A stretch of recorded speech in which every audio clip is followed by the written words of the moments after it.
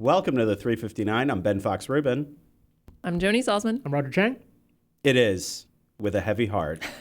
We are here today to report that Apple's AirPower is dead. No, dead too soon. The Before wireless it ever was anything. This is true. The wireless charging pad was announced 18 months ago and was never actually released, with Apple claiming that the device it was working on wasn't meeting its high standards. Speaking of Apple's high standards, let's discuss some of Apple's other major goofs.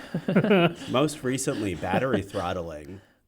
How about that one? That one's a favorite of mine because it confirmed for a lot of people the thing that they had always, it didn't entirely confirm what they'd always expected or suspected, which is that when Apple has a new phone come out, they start to like sneakily make your old phone less usable. And that's not precisely what it is, but ultimately that's kind of what happened. It's the idea of that planned obsolescence, right? Like Right. Just as soon as that new one comes out and you're like, oh, this one just isn't performing well. Maybe I need an upgrade. We've all had that conversation.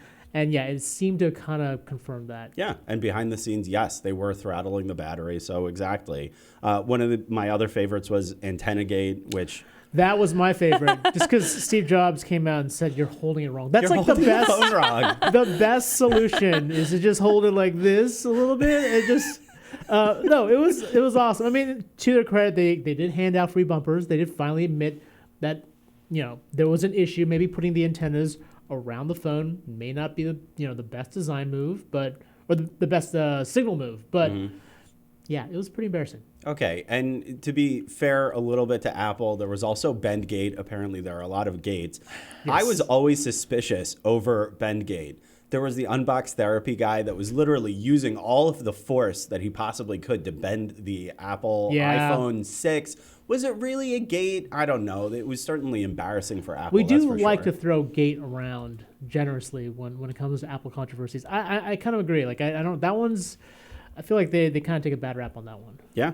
And I did want to get to one other one, which was my favorite, which is U2 spamming everybody with their lousy album. Yeah. That was really funny because they're literally giving away something for free that nobody wanted. And people really got pissed about it. Get this crap off of my phone. So, yeah. People thought they were We hacked. do have one more to bring up, Apple Maps. Yes. That's one of my favorites because even though nobody, like it's universally understood to be useless, Apple still forces you to like deep link out to Apple Maps from like text messages that you if they're Apple messages. It has gotten better. It has improved. I think I've heard. I use Google Maps, so I don't know. Unfortunately, we have to change subject, but this is rapidly becoming my favorite podcast we've ever done. Next up, Burger King is jumping in on the meatless meat bandwagon. The Burger Goliath will start selling an Impossible Whopper, a plant-based patty that's meant to have the same taste, texture, and protein levels as real meat.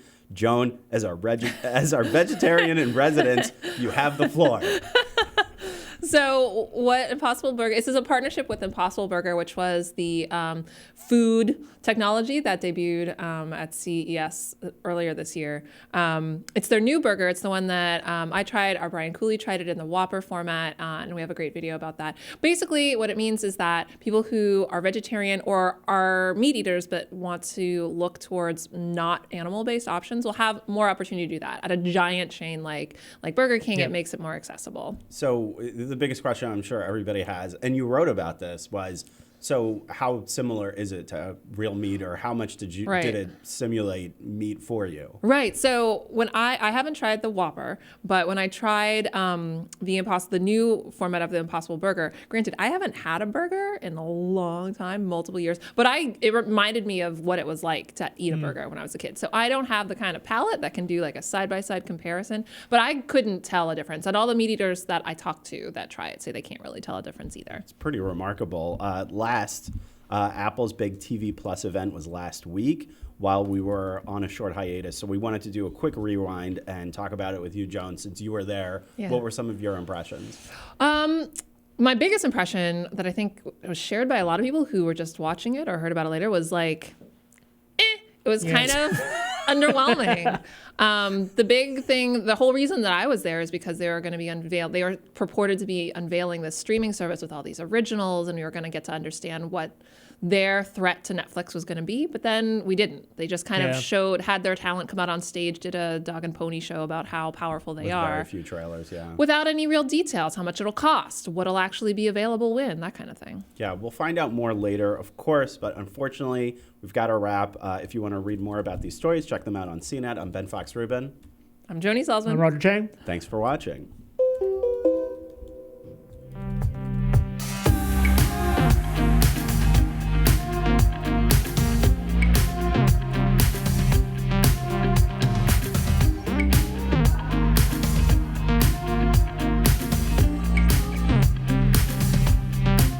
Thanks everybody for bearing with me as I get used to the new controls in here. It's always the caveat on coming with like really cool new technology is just like, I don't know how to drive anymore. But anyways, thanks everybody for joining us. And once again, thank you for putting up with us during our brief hiatus. I hope it's worth it. We definitely got some new improved presentation, I'm hoping. Let us know what you think of the new style of the show. And go ahead and send in your comments and questions about today's topics at hand. Before we move on with the regular topics, Hunter wants to know if there was any talk about April Fool's announcements yesterday. I didn't have an ear to the ground, but did you guys catch anything good? I mean, the biggest one was the Google Maps getting... Snake. Snake. I was going to say Pac-Man for some reason, but yeah, Snake was on Google Maps. They did that a previous year. Yeah, they did. Yeah. But yes, I think that was the biggest one for me. The one that I think got a lot of journalist attention was the LA Times trolling the New York Times. Oh, yeah. That column was no amazing. tech angle to it, but... There was no tech angle to it, but my God, it was good. If you haven't read that story, go ahead and read it. The description of the bagel was just kind of The hole's supposed to be there. The hole. It's supposed to be there. The pizza. Expanding dining scene in New York City. It was fantastic. Yeah. All right, so jumping right into the chat and taking some questions. Jeff Love is asking, is it going to cost the same? Jeff, could you specify exactly what you're referring to? Not sure what... Maybe the TV service? I don't know. He could be asking about the TV service, or he could be talking about the Impossible Whopper, if the fake meat Whopper might not cost. Is the vegan burger going to cost the same as a beef burger? So I think our reporting was that it'll cost $1 more. Yeah, $1 more than the regular meat slaughtered cow burger that everybody knows and loves. One thing that you mentioned to me before the podcast was that it's lower sodium content. I don't know. So I don't know about how Burger King will prepare like the base Impossible Burger meat, but generally speaking, like from what I understand from Impossible Burger is that Impossible Burger is designed to have as much protein as regular beef with less fat and less sodium. Now, you can just add a bunch of sodium into it and then get everything back on par with the regular Whopper, which it's fast food, so they probably do. They throw in a bunch of fat, throw in a bunch of salt. I know I've had the original one at Bear Burger. I think the cholesterol is much lower. Like it is like significantly healthier. Again, depends on the preparation. Yeah. But the one I had was it's healthier junk food. Although it's not meant to be 100% the first one, healthy. I was not a big fan of the first one. No, the second one's much different than the first. The first Impossible Burger, and the second are far cries from each other. Yeah. How soon until we're going to see an Impossible Burger in the New York market? Where can I try one? Oh, they're the 2.0. They should be rolled out at this point, right? They should. Impossible Burgers around in various restaurants in New York. Impossible Burger said that they were going to be rolling out 2.0 initially in the partner restaurants.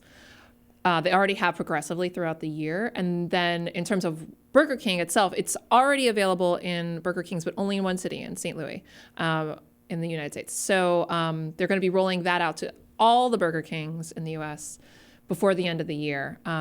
So that is a frustrating element. A huge change. It's a big change. Another big change is they're also going to be selling them. They say they're going to be selling them in grocery stores, which they never did before. You could only get it in restaurants before this 2.0 version. But that said, there isn't a lot.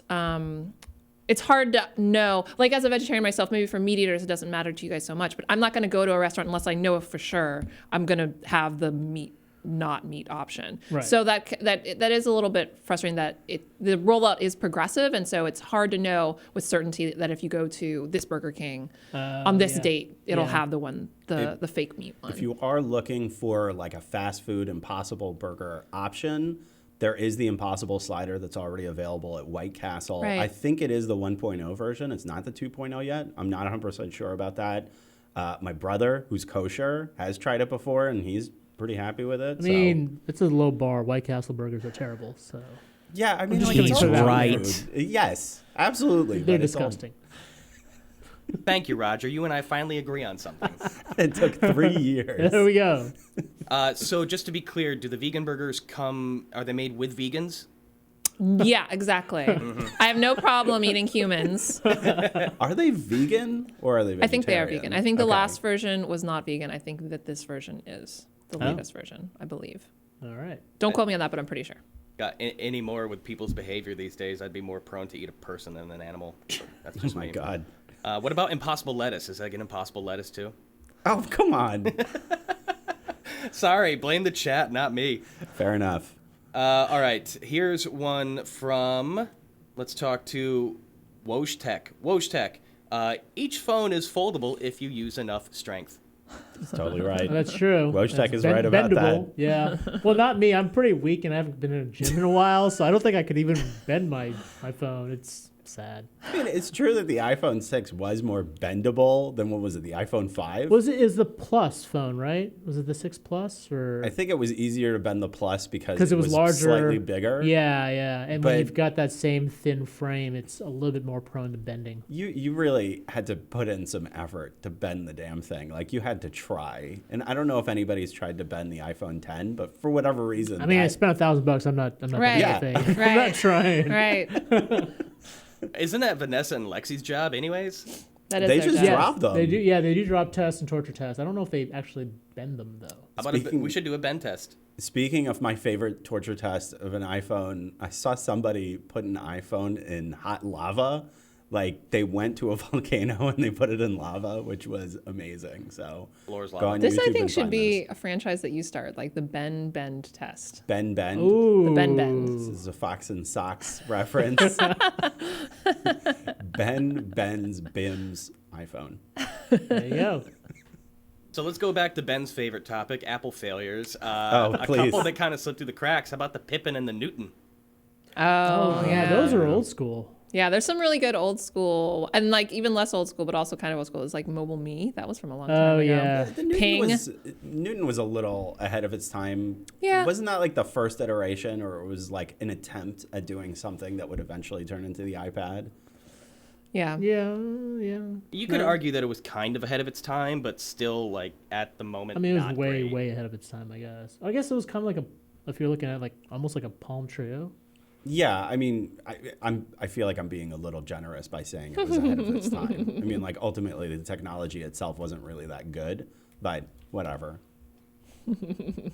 Next question coming in from Rochak. Any update on the MacBook Pro 2019? Do we have a launch date yet? MacBook Pro. I don't.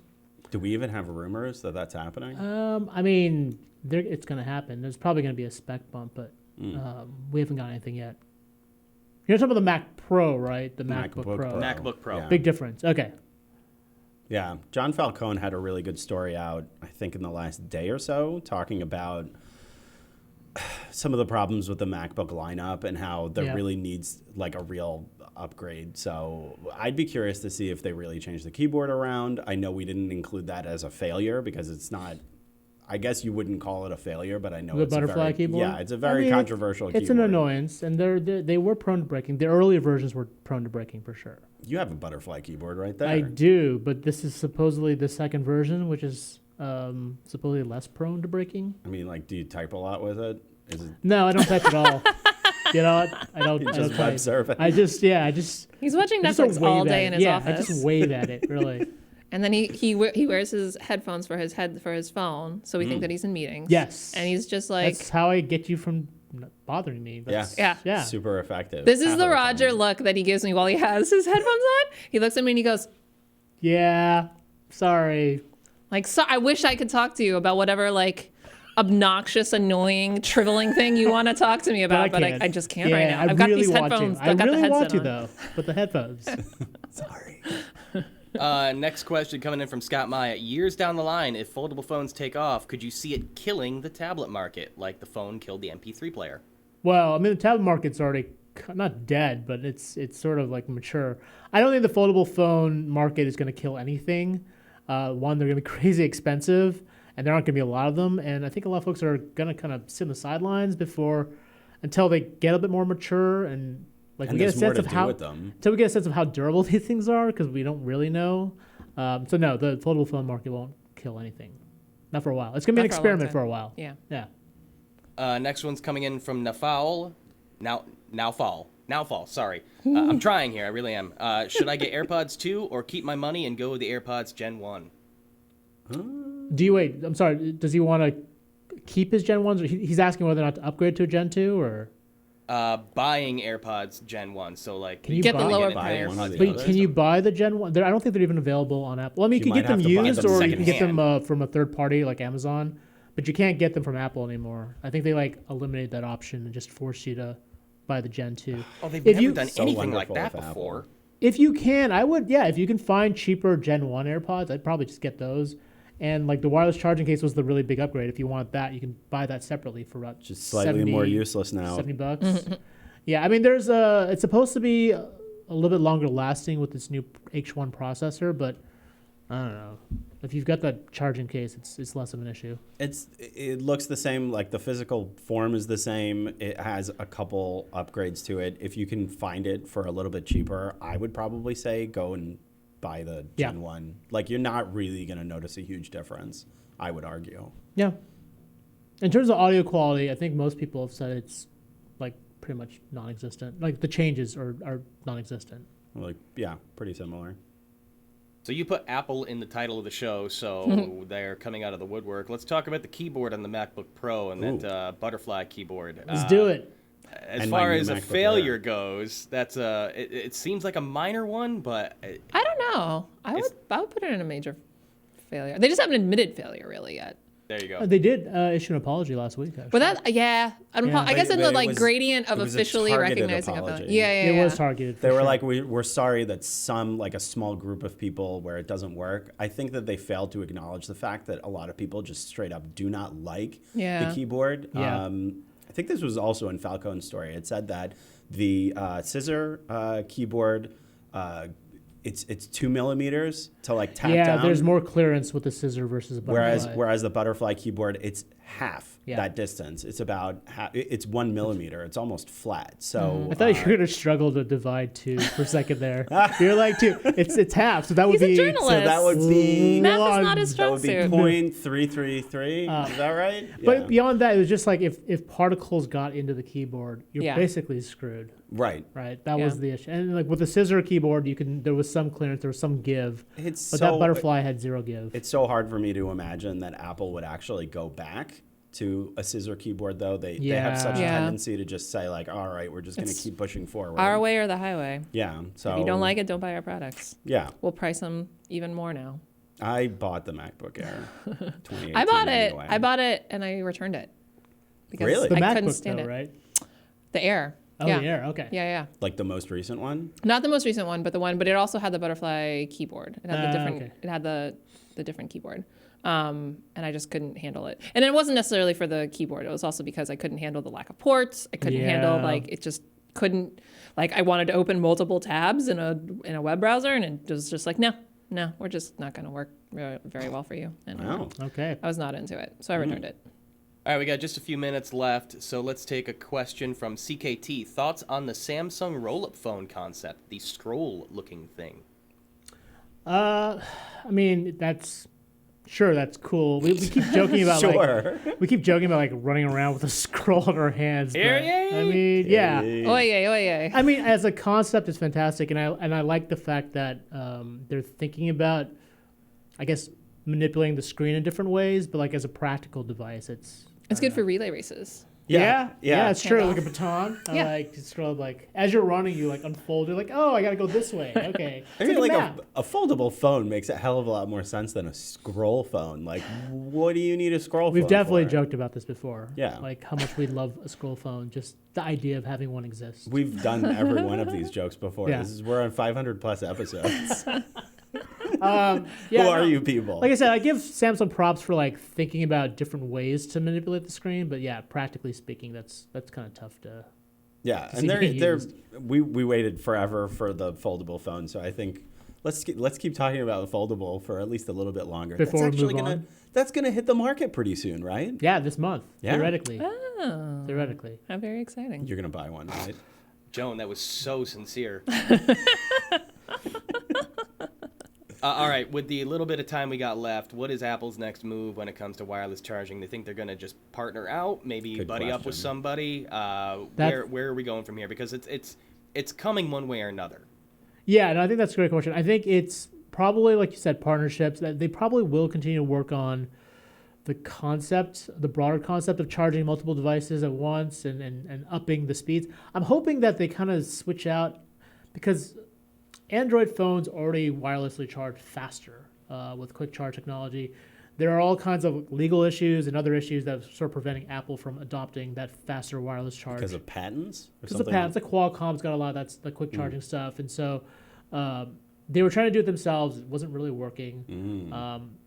Ultimately, I think it's a good thing. I think a lot of folks were waiting for AirPower before they were going to embrace wireless charging. Right. And like with AirPower dead, you could just sort of move on. Yeah. And hopefully third-party companies figure out a way to, or Apple works with third parties to enable faster charging in general and not keep it stuck to that AirPower like dream. Because that thing was going to be super expensive anyway. And so if that was the only way to get a Everything from faster Apple is. charging, faster wireless charge, that would have been really crappy. So let's say I'm an Apple customer. I just bought the new AirPods with the wireless charging. Yeah. What am I using them on? Because I saw a bunch of people were tweeting out that were like, I can use this wireless charging case on my new Samsung Yeah, the Galaxy Galaxy S10. Yeah. You could put it on the back of the S10. Anything that wirelessly charges can charge the new AirPod fun. cases. Yeah, It is and you fun, can actually except charge that them.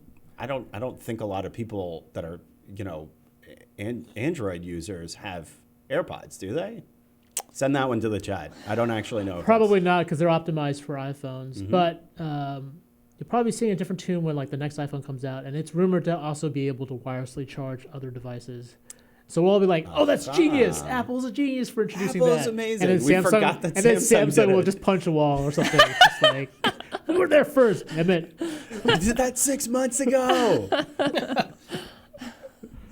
All right, I think that's as good a place as any to go ahead and end it for the day. Samsung punching a wall is There we go. always the right point. And true Set for the 359 form factor. Yeah, so thanks again, everybody. It's great to be back. Great to have you all back. Once again, appreciate your patience and your loyalty. So, excuse me while I get reacquainted and comfortable with things again. Honestly, it feels kind of weird. Like, this is not like riding a bike at all. We'll see you guys tomorrow. We'll be back. And until then, Raj, you want to take us on out? Oh, okay, sure. Do it. 359 is available on iTunes, TuneIn, FeedBurner, Stitcher, Google Play Music, Google Podcasts, the Amazon Echo, and of course, CNET.com. We will see you all tomorrow. Bye, folks. Good job. You didn't mess it up.